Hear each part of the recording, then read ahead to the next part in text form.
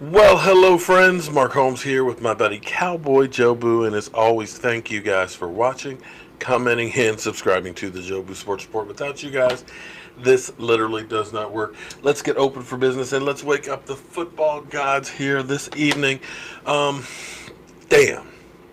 Hope everybody's having a great Memorial Weekend and remembering what this Memorial Weekend actually is about. It's about those who are no longer here, about those soldiers that made the ultimate sacrifice for us. Thank you from the bottom of my heart for all that you current soldiers, sailors, all of you military people that are keeping us safe, that are here today. I want you to hear me say thank you. And for all those who are no longer here, thank you again from the bottom of my heart. One of the things I wanted to do here every year for the last 31 years, Rolling Thunder, has been was started for the Vietnam soldiers that were missing in action and POWs, where they would start out at the Pentagon. The motorcycles would go down GW Parkway over Memorial Bridge, around the Vietnam Memorial, and come back out. And it's grown and grown and grown. Well, I've been there 4 or 5 times, and I plan to go there this year. Unfortunately, they're doing work on the metro that started yesterday. So I got to the Springfield Metro where I was going to take it to go downtown to be there at the beginning of it. Unfortunately, the metro shut down till the 8th. So I missed the beginning of it and couldn't figure a way to get down there because there's literally hundreds of thousands of motorcycles. So I wanted to bring that because this is going to be the last year that it's going to be in Washington, D.C. because of the cost. And they said they were getting a little bit of harassment, not really getting the Pentagon and the D.C. Police Department to kind of work with them. So they're going to be doing events that are outside of D.C. But again, I really wanted to be there, but unfortunately couldn't. What other piece of business I got to take care of? You know, I'm an idiot. This came in the mail, or a UPS guy came and delivered this. It's got my address on it, and it said Rory Kaiser on it. And I looked at it and I said, there's no Rory that lives here. And I went out to the UPS guy, gave it back to him, and said, I'm sorry, there's no Rory that lives here. And they said, well, is it one of your neighbors? I said, I don't know any neighbors named Rory. I was like, okay. So yesterday, it came back, the same package. What I didn't notice was, it says down here, Rory, my address. Up here it says Rory, and then Mark Holmes underneath of it. I didn't see that part of it, so it came from Rory. So I'm opening this up, and check out what Rory, thank you very much. You know, it's one of those senior moments here because I'm an idiot. Got for us.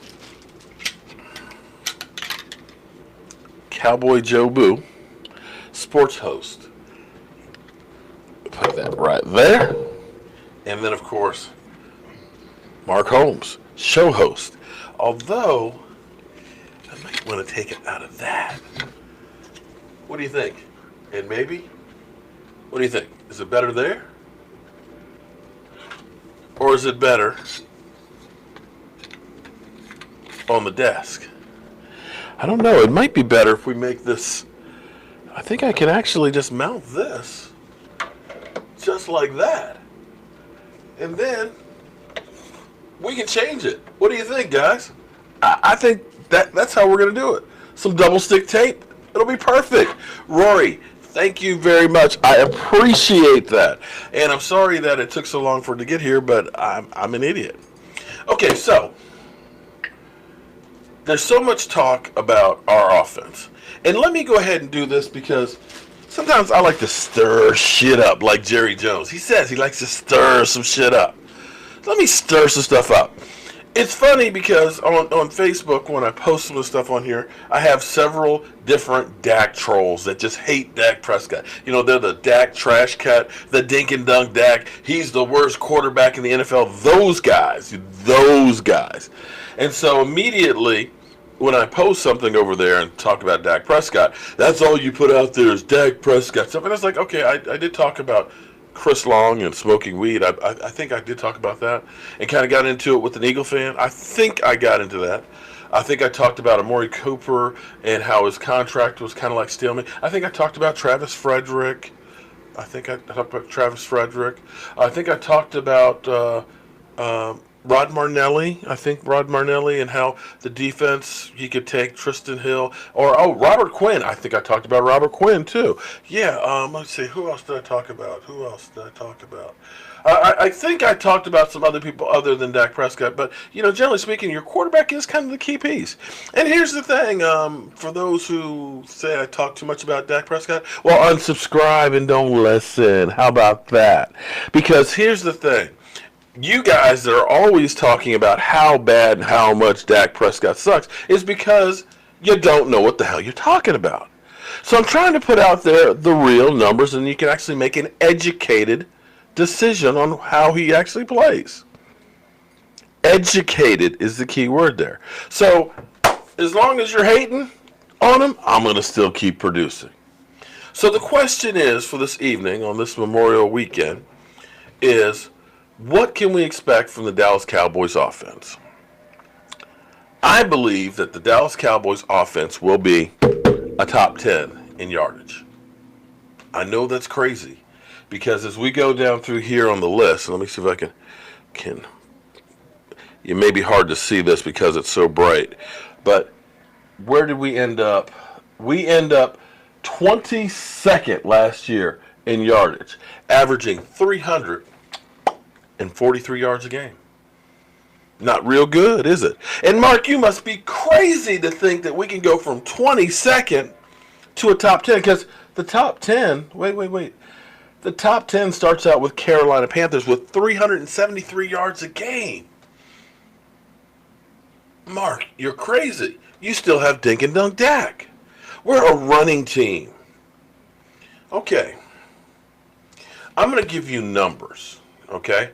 And I want to, one of these other arguments that drive me crazy, and we'll use these top teams right here, that we always hear, there's always these little bites at quarterback. The bus driver or the dink and dunk. These terms that are basically meant to throw shade on them. Or you have to have people around you to succeed. I'm sorry. Didn't Roger Staubach have the original part of the original triplets? Having Drew Pearson, Preston Pearson, and Tony Dorsett? Or were those just a bunch of guys? Didn't Troy Aikman have Michael Irvin and Emmitt Smith and also Alvin Harper and Jay Novacek? Isn't that some people around him? And as I look at Kansas City, Pat Mahomes, didn't he have a few players that were pretty good? The Rams, Todd Gurley and the other guys that were there. Tampa Bay even had Deshaun Jackson that Philadelphia paid a boatload for. Steelers, they had Antonio Brown, right? Juju Schuster. Falcons, didn't they have Julio Jones and Sanu and Calvin Ridley? As I go through here, New Orleans had Kamara, and they have some decent parts, right? Because I don't see anybody up here who is highly ranked that has nobody that they're throwing to. Am I wrong on that, or am I right? Just let me know, honestly. Because if you're saying that Pat Mahomes will be a great quarterback, then let me be a wide receiver for him.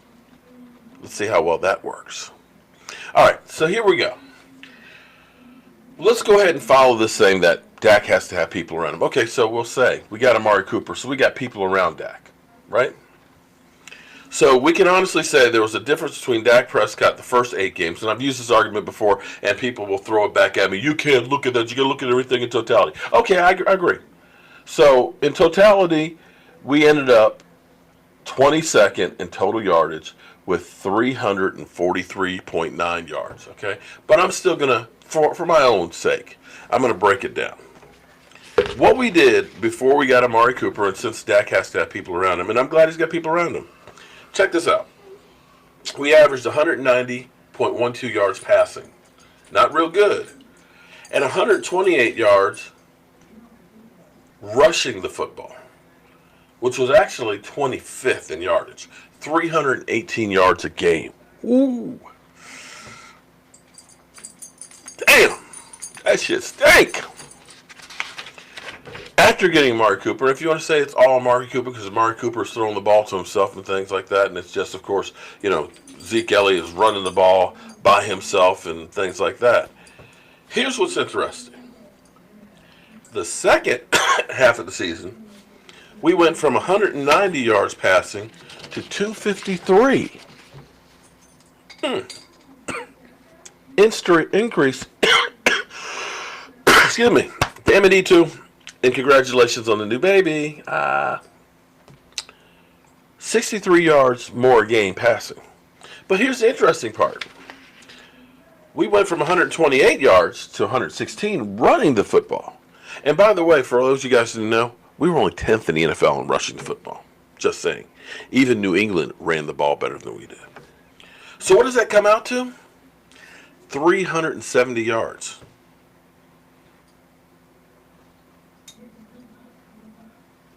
We went from the first half of the season, 318 to 370. Here's where it's interesting. So where would 370 put us? 370 would actually put us 12th, right behind the Chargers and ahead of the Green Bay Packers.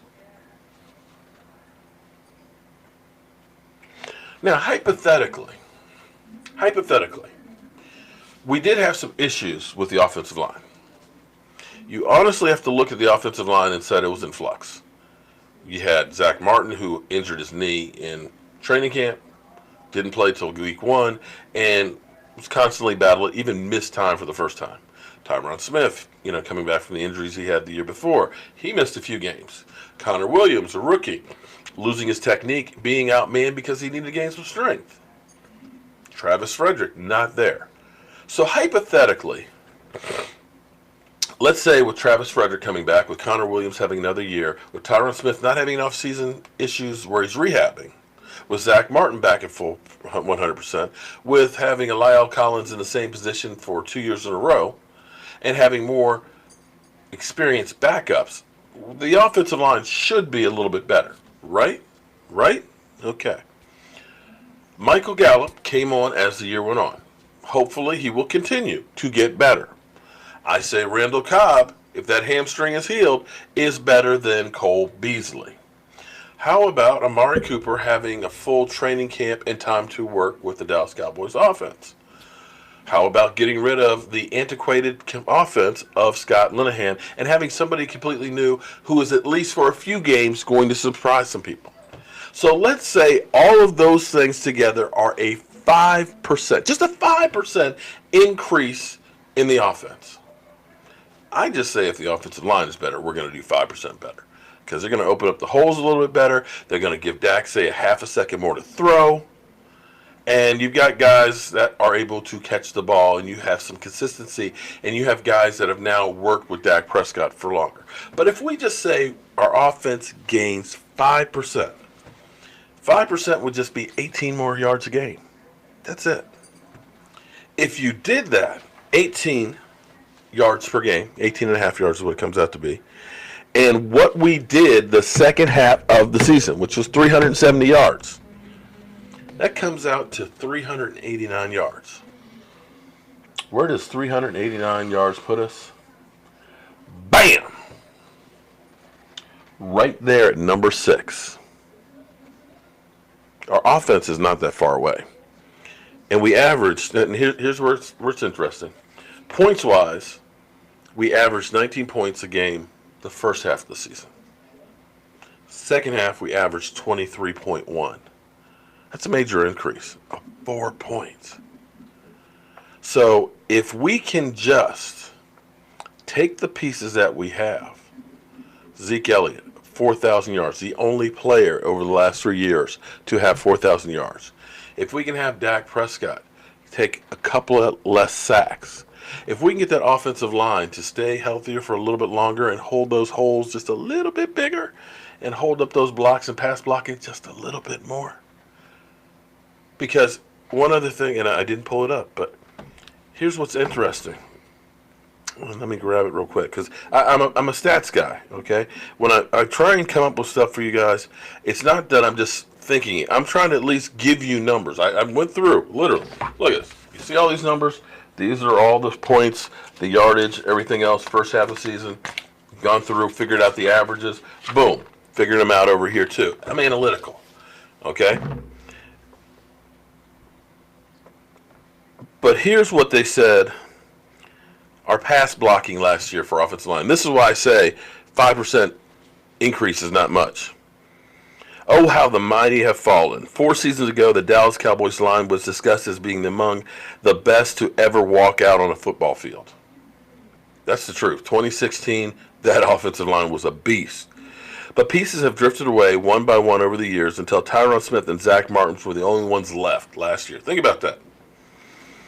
The Cowboys allowed 26 sacks, 23 hits, and 120 hurries on 612 regular season passing plays in 2018. That resulted in a pass blocking efficiency of 84.1, their worst mark since 2012. I think that that's going to improve.